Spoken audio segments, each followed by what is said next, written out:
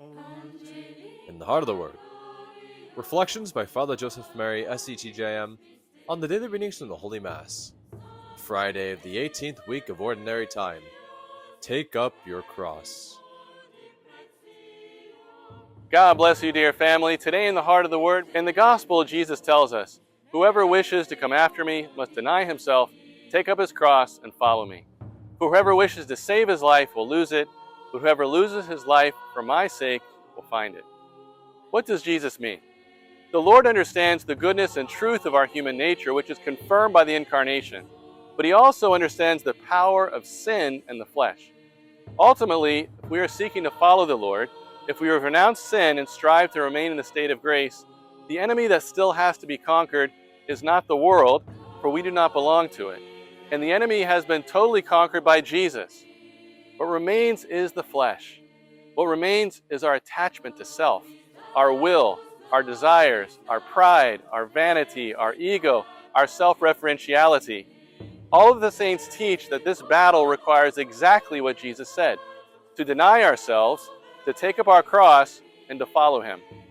Holiness requires that we renounce our will and our thoughts and pray to have the mind of Christ and the love of the Spirit within us.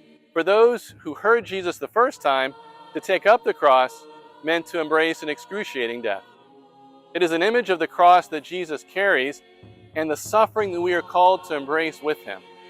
But it is also a sign of the death to sin and to the flesh that we must live out beginning with our baptism. St. Paul writes, "I have been crucified with Christ. It is no longer I who live, but Christ who lives in me."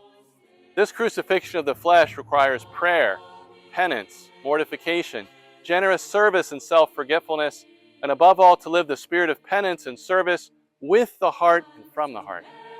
Where do we begin? First, by trusting in Christ and the power of the sacraments to make all things new. Then we must cooperate with His grace.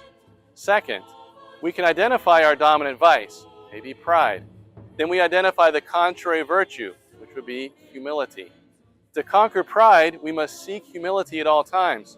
We must humble ourselves, put ourselves last, and restrain from criticizing, judging, and demanding from others, and simply serve in humble silence.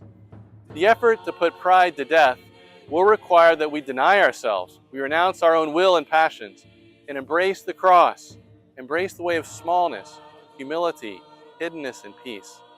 In this way, we will lose our life in the eyes of the world, but we will truly begin to live because our hearts will begin to resemble the heart of Jesus, who said, "Learn from me, for I am meek and humble of heart." Finding His heart and His love, His peace and His joy, losing our life for His sake, we will truly find it. Let us listen to these words of Mother Adela. Poverty of spirit is poverty from ourselves, from our excessive self-love, from our attachment to our own wills and desires.